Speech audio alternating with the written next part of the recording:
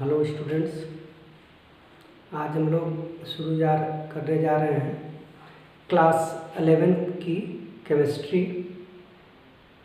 और उसमें भी जो आज चैप्टर हम लोग शुरू करेंगे, first chapter some basic concept of chemistry, या इसको हम लोग मोल कॉन्सेप्ट भी बोलते हैं। और बेटा ये चैप्टर आपके केमिस्ट्री का सबसे इम्पॉर्टेंट चैप्टर है।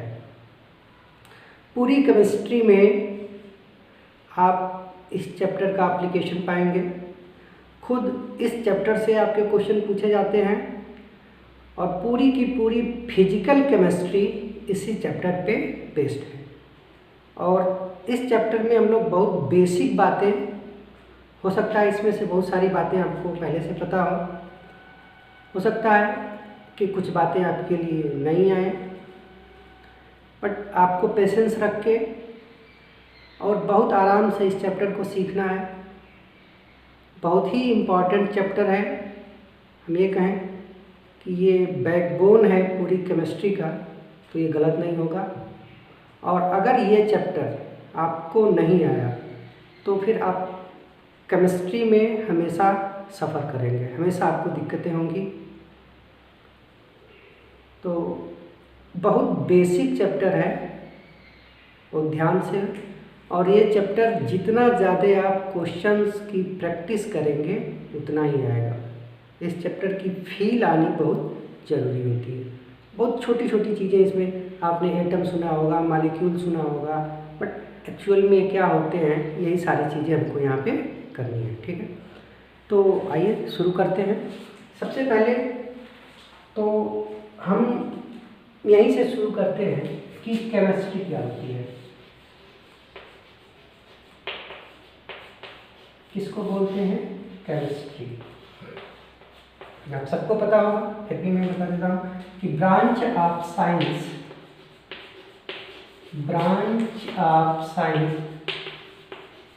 which deals with structure, composition,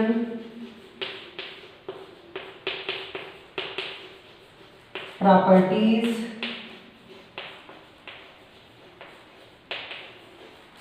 and chemical transformation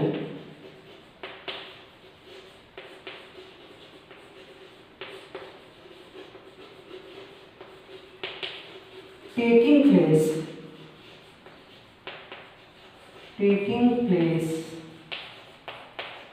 in a matter।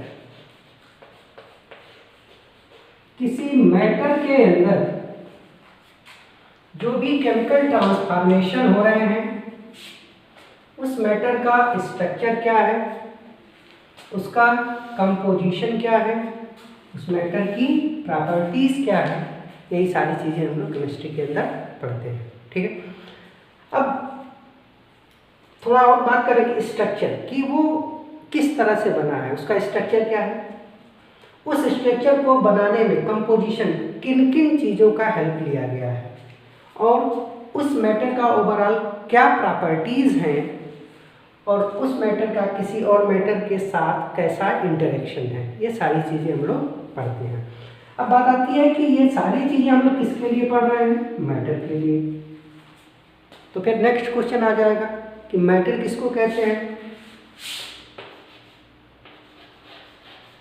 Matter क्या होता है, तो आपने 9th में पढ़ा होगा कि एनीथिंग विच हैव मास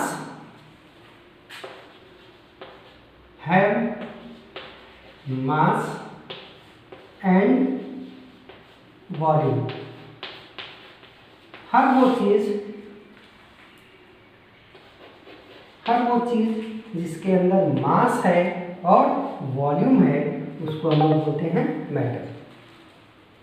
तो अगर हम इस डिफिनीशन के बेसिस पे देखें तो अपने चारों तरफ जो भी चीज़ें दिखाई दे रही हैं, चाक है, ब्लैक बोर्ड है, बुक्स हैं, आप हैं, हम हैं, तो ये सब के अंदर मास है, अपना डिफिनिट एक मास है।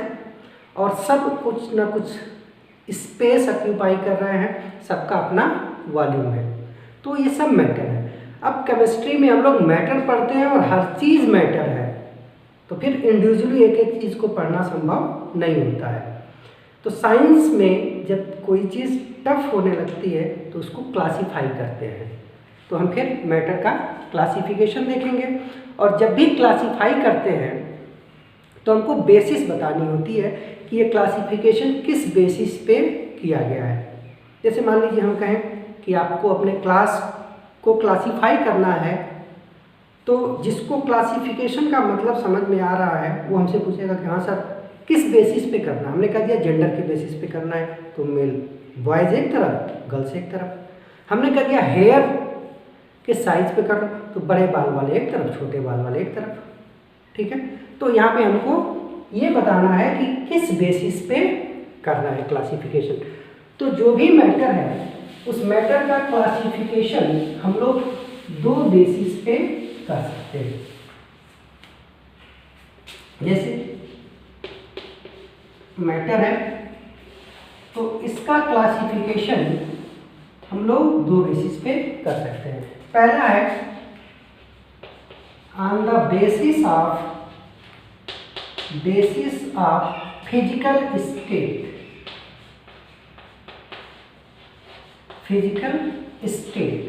कि कोई भी मैटर है, कोई भी पदार्थ है तो उसका फिजिकल स्टेट क्या है। और दूसरा है ऑन द बेसिस ऑफ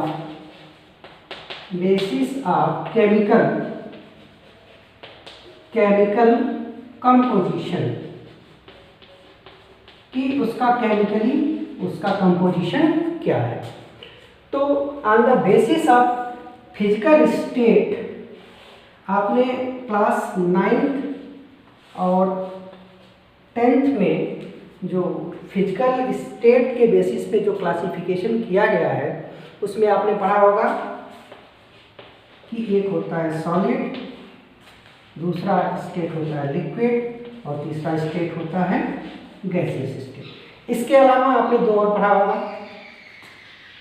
ठीक है, तो अब 11th में मैटर का जो फिजिकल स्टेट के बेसिस पे क्लासिफिकेशन है वो सिर्फ आप यही समझेंगे सॉलिड, लिक्विड एंड गैस। इसके अलावा आपको तीसरा कोई फिजिकल स्टेट नहीं पढ़ना है। ठीक है, और on the basis of chemical composition जो मैटर होगा उसको हम लोग दो पार्ट में डिवाइड करेंगे। एक को बोलेंगे प्योर और एक को बोलेंगे मिक्सचर। ठीक है, प्योर एंड मिक्सचर। अब डिटेल में हम लोग पहला लेते हैं on the basis of physical state. तो on the basis of physical state आपने देख ही लिया कि मैटर कितने हो गए, तीन तरह से। एक हो गया सॉलिड, दूसरा हो गया लिक्विड और तीसरी चीज हो गई गैसियस स्टेट। ठीक, अब अगर हम बात करें तो आप सबको पता है कि कोई भी मैटर है तो वो मैटर छोटे छोटे कंस्टिट्यूएंट पार्टिकल से मिलके बना होता है। ठीक है, कोई भी मैटर छोटे छोटे कंस्टिट्यूएंट पार्टिकल से मिलके बना होता है। ठीक, और इन कंस्टिट्यूएंट पार्टिकल के बीच में दो तरह के फोर्स काम करते हैं। पहला होता है फोर्स ऑफ अट्रैक्शन, और इस फोर्स ऑफ अट्रैक्शन के वजह से जो भी पार्टिकल्स हैं मैटर के, किसी भी मैटर के, वो एक दूसरे से पास आते हैं। और सेकेंड फोर्स इनमें जो होता है उसको बोलते हैं फोर्स ऑफ रिपल्शन, और ये force of repulsion directly proportional होता है इसके काइनेटिक एनर्जी के, और इसकी काइनेटिक एनर्जी डिपेंड करती है इसके टेम्परेचर पे। और ये फोर्स जो होता है इन पार्टिकल्स को एक दूसरे से दूर दूर ले जाता है। ठीक है। अब आपको इसके अलावा एक चीज और पता है, जैसे हम मान लो सिंपली वाटर की बात करें तो वाटर आइस के रूप में सॉलिड होता है। वाटर H2O जो वाटर हम लोग पीते हैं वो लिक्विड होता है। और आपको ये भी पता है कि वाटर वेपर H2O वेपर ये क्या होती है, गैस होती है, गैस होती है, ठीक है। और आपको पता भी है कि आइस से हम लोग वाटर बना सकते हैं और वाटर से आइस बना सकते हैं। वाटर से आप वेपर बना सकते हो और वेपर से आप वाटर बना सकते हो। तो कहने का मतलब कि कोई पर्टिकुलर मैटर है तो वो सॉलिड भी हो सकता है, लिक्विड भी हो सकता है, गैस भी हो सकता है, और इनका आपस में इंटर कन्वर्जन, क्या इंटर कन्वर्जन भी पॉसिबल है। बात निकल के आई कि एक ही पदार्थ है, एक ही मैटर है, जैसे ये चॉक है तो ये सॉलिड भी है, ये लिक्विड भी हो सकता है और गैसियस स्टेट में भी पाया जा सकता है। तो फिर बात ये आती है कि क्या चीज़ है, क्या चीज़ है जो ये डिसाइड करती है कि कोई गिवन मैटर किसी पर्टिकुलर टेम्परेचर और प्रेशर पे सॉलिड होगा, लिक्विड होगा कि गैस होगा, ठीक है। तो इसको समझने के लिए हमको ये देखना पड़ेगा कि ये जो फोर्स हमने आपको बताए हैं कि किसी भी मैटर में जो दो फोर्स काम करते हैं, एक पहला फोर्स जो फोर्स ऑफ अट्रैक्शन है इनको पास पास ले जाता है और दूसरा जो इनको दूर दूर ले जाता है।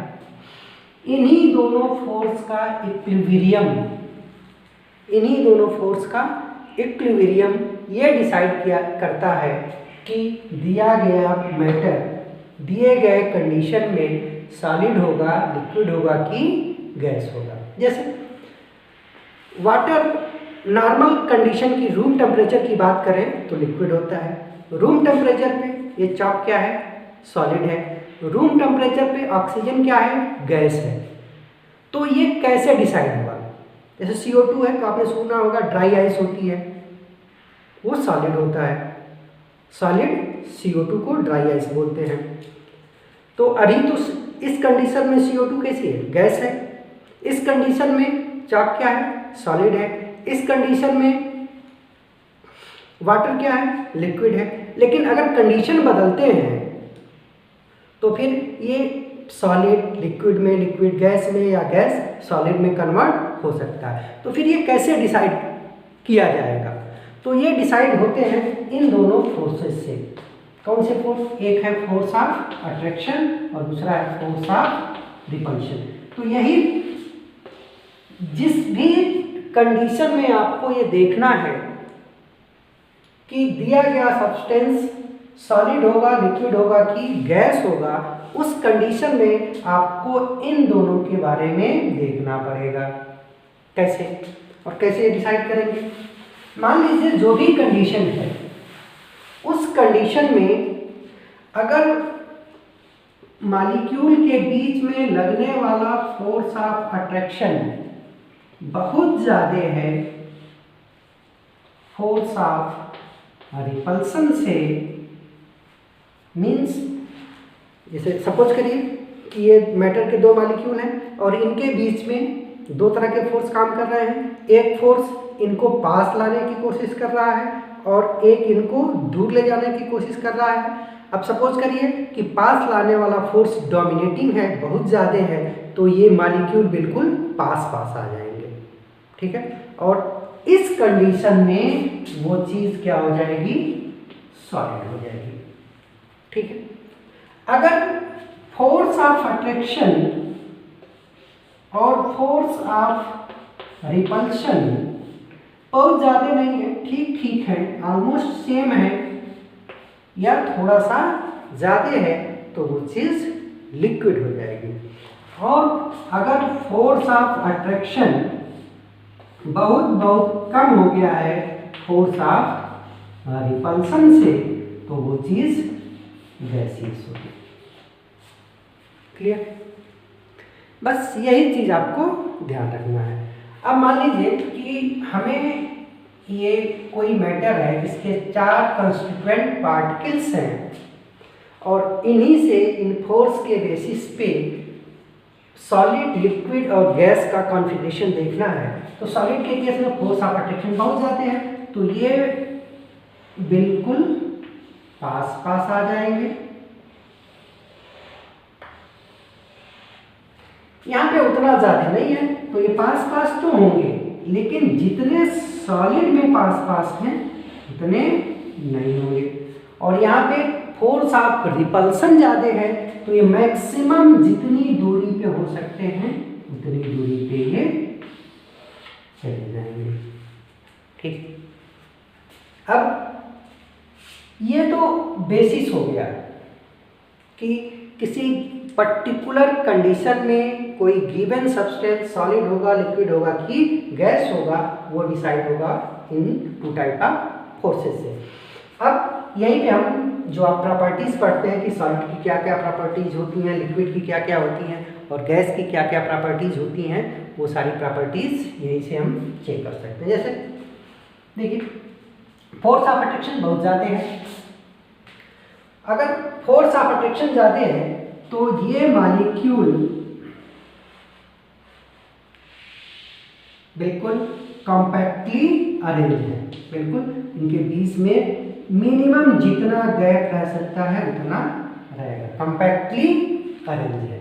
ठीक है, इसमें जो स्पेस है वो रिलेटिवली ज़्यादा है और यहाँ पे नहीं ज़्यादा स्पेस है, और इसी स्पेस को बोलते हैं इंटर मॉलिक्यूलर स्पेस।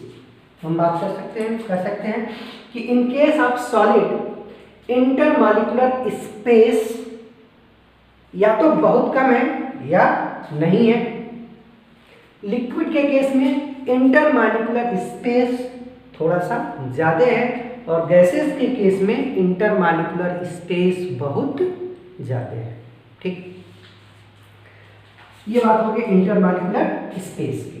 अब दूसरी बात यहीं पे हम कर सकते हैं कि अगर ये कॉम्पैक्टली अरेंज हैं, इनके बीच का फोर्स ऑफ अट्रैक्शन बहुत ज़्यादा है और बीच में कोई स्पेस नहीं है, तो ये मूव नहीं कर सकते हैं। मूव होने का मतलब मोशन से बात करें तो जो सॉलिड के पार्टिकल्स होते हैं उनमें सिर्फ और सिर्फ वाइब्रेशनल मोशन होता है। कौन सा मोशन? वाइब्रेशनल। ये सिर्फ अपनी पोजीशन पे वाइब्रेट कर सकते हैं। जैसे चाक है तो इधर से भी दूसरा और इधर से भी दूसरा, तो ये सिर्फ अपनी पोजीशन पे थोड़ा बहुत वाइब्रेट कर सकता है। ठीक है, यहाँ पे इनमें स्पेस रिलेटिवली ज़्यादा है, तो ये थोड़ा सा वाइब्रेशन के साथ साथ अपनी पोजीशन भी चेंज कर सकते हैं। मतलब पोजीशन चेंज करने का मतलब यहाँ पे ट्रांसलेटरी मोशन है।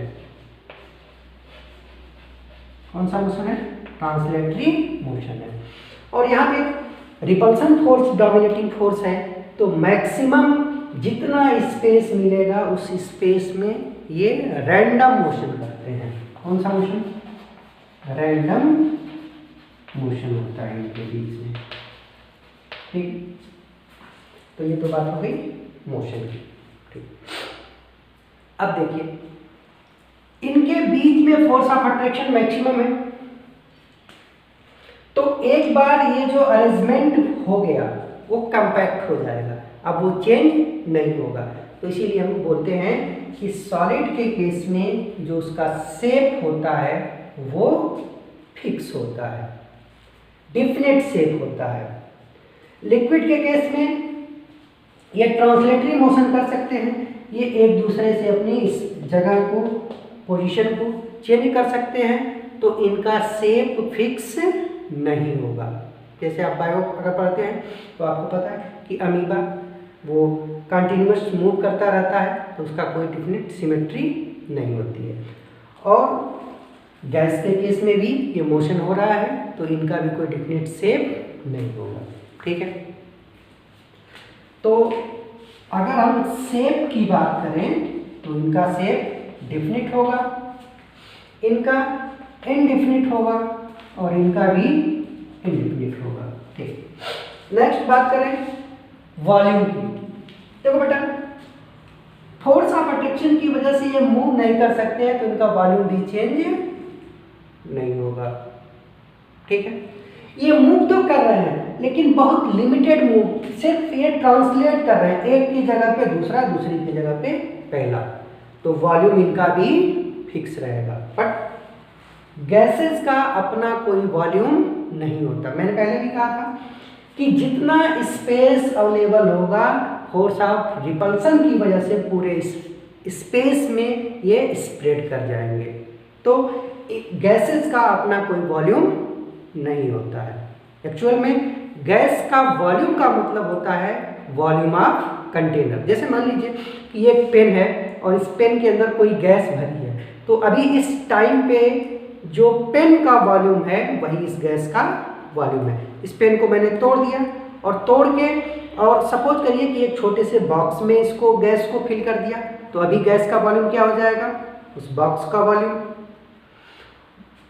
बॉक्स को खोल दिया तो इस पूरे कमरे में वो गैस स्प्रेड हो जाएगी, तो अभी गैस का वॉल्यूम क्या हो जाएगा, पूरे कमरे का वॉल्यूम। मतलब कि गैस का कोई अपना वॉल्यूम नहीं होता है। ठीक है, उसके बाद कुछ और प्रॉपर्टीज हैं, जैसे कंप्रेसिबिलिटी। कंप्रेसिबिलिटी का मतलब होता है कि किसी चीज़ पे आप एक्सटर्नल प्रेशर अप्लाई करें तो उसके जो कंस्टिट्यूएंट पार्टिकल्स हैं, क्या वो और पास पास आ सकते हैं, जितना ज़्यादा पास पास आ सकते हैं वो उसकी कंप्रेसिबिलिटी कहलाएगी। ठीक, अब जैसे मान लीजिए हमारी उंगली है, तो आपने इधर से प्रेशर अप्लाई किया, तो प्रेशर अप्लाई कर रहे हैं तो पास पास आ रहे हैं। पास पास क्यों आ रहे हैं, क्योंकि इनके बीच का स्पेस है, तो कंप्रेसिबिलिटी इन्हीं बीच के स्पेस पे डिपेंड करेगी। जैसे मान लीजिए कि सॉलिड के केस में जो इंटरमॉलिक्यूलर स्पेस है ये बिल्कुल भी नहीं है, तो किसी सॉलिड को आप कंप्रेस करेंगे, मॉलिक्यूल पहले से कॉम्पैक्टली अरेंज है, स्पेस नहीं है, तो प्रेशर लगाएंगे तो ये पास पास नहीं जाएंगे। अब बहुत ज़्यादा प्रेशर लगाओगे, अब मेरे हाथ में इतनी ताकत नहीं है, तो बहुत ज़्यादा प्रेशर लगाओगे तो क्या होगा, ये टूट जाएगा, बट पास पास नहीं आएंगे। क्यों नहीं आएंगे, क्योंकि इंटरमॉलिक्यूलर स्पेस नहीं है। लिक्विड के केस में इंटरमॉलिक्यूलर स्पेस है, तो लिक्विड में कंप्रेसिबिलिटी थोड़े हद तक हो सकती है, बट गैसेज के अंदर कंप्रेसिबिलिटी बहुत ज़्यादा होगी। क्यों ज़्यादा होगी, क्योंकि इनके बीच का इंटरमॉलिक्यूलर स्पेस ज़्यादा होगा। अभी जो एक्सपेरिमेंट की बात मैंने की थी, पेन, तो पेन की गैस को एक बॉक्स और बॉक्स से कमरे में आपने किया, फिर आप चाहे टेक्निक लगा के इस कमरे की, पूरे कमरे की गैस को एक बॉक्स में और फिर उस बॉक्स से इस पेन में कंप्रेस करके डाल सकते हैं, तो गैसेज में कंप्रेसिबिलिटी सबसे ज़्यादा होगी। ठीक है, नेक्स्ट पॉइंट की बात करते हैं, डिफ्यूजन। डिफ्यूजन क्या होता है बेटा, कि किसी भी सब्सटेंस का अपने हायर कंसंट्रेशन से लोअर कंसंट्रेशन की तरफ फ्लो करना, मूव करना कहलाता है डिफ्यूजन। ठीक है, तो सॉलिड के अंदर डिफ्यूजन हम ये तो नहीं कह सकते कि नहीं होता है, लेकिन बहुत कम होता है। आप कहोगे जैसे मान लो मैंने ये लिख दिया, तो अभी बोर्ड के ऊपर जो चॉक है, सॉलिड है, इसके पार्टिकल का कंसंट्रेशन बहुत ज़्यादा है और इस बोर्ड के अंदर पार्टिकल्स बहुत कम है। अभी तुरंत हम इसको इरेज कर दें तो सारे पार्टिकल्स हट गए, लेकिन इसी को अगर हम कल आके इरेज करें तो कुछ ना कुछ पार्टिकल डिफ्यूज होके बोर्ड के अंदर चले जाएंगे, और अभी जितना आसानी से, जितना क्लियर यहाँ पे हो जा रहा है, कल अगर यही करते तो नहीं होता। ठीक है, तो क्यों? क्योंकि अभी कर दिया तो डिफ्यूज नहीं हो पाए थे, तो सारे के सारे इरेज हो गए। अब थोड़ा सा टाइम दे देते तो डिफ्यूज होके कुछ पार्टिकल अंदर चले जाते, तो वाइट वाइट वो दिखता। ठीक है, लिक्विड के अंदर सॉलिड से ज़्यादा रेट ऑफ डिफ्यूजन होता है, और गैसेज के अंदर तो बहुत ज़्यादा डिफ्यूजन होता हो। आपने देखा होगा कि सैंडस्टिक अगरबत्ती जिसको बोलते हैं, घर के कोने में, मंदिर में जलाते हैं, और धीरे धीरे डिफ्यूज करके उसका सेंट पूरे घर में आने लगता है, तो इसमें रेट ऑफ डिफ्यूजन ज़्यादा होता है। ठीक है, अब बात कर लेते हैं डेंसिटी की। डेंसिटी बेटा क्या होता है? Mass upon volume. ठीक है, सपोज करिए कि एक ही सब्सटेंस है जिसका मास m m m m, यहाँ पे m m m और m, और यहाँ पे भी m m m और m। ठीक है, तो इन चारों ही केस में जो टोटल मास हमने लिया है वो कितना लिया है? 4m, और यहाँ कॉम्पैक्टली अरेंज है तो ये वॉल्यूम मिनिमम होगा। यहाँ थोड़ा सा स्पेस है तो ये वॉल्यूम बढ़ गया, यहाँ स्पेस बहुत ज़्यादा है तो वॉल्यूम बहुत ज़्यादा बढ़ जाएगा। अब हर केस में मास तो कांस्टेंट है और वॉल्यूम इंक्रीज हो रहा है, तो अगर वॉल्यूम इंक्रीज करेगा तो डेंसिटी डिक्रीज करेगी। ठीक है, तो कहने का मतलब कि सॉलिड की डेंसिटी क्या होती है? मैक्सिमम होती है, लिक्विड का इंटरमीडिएट होता है, और गैसेज की डेंसिटी सबसे कम होती है। ठीक है, तो ये तो बेसिक बातें थी सॉलिड, लिक्विड एंड गैस की। और कैसे डिसाइड करेंगे? ये फोर्स ऑफ अट्रैक्शन और फोर्स ऑफ रिपल्सन डिसाइड करेगा कि किसी पर्टिकुलर टेम्परेचर और प्रेशर पे कोई चीज़ किस स्टेट में एग्जिस्ट करेगी, सॉलिड में, लिक्विड में कि गैस में। अब सेकेंड क्लासिफिकेशन हम लोग करते हैं on the basis of chemical composition. तो on the basis of chemical composition जो स्टेट ऑफ मैटर होता है, उसको हम लोग नेक्स्ट क्लास में करेंगे। Till then, thank you.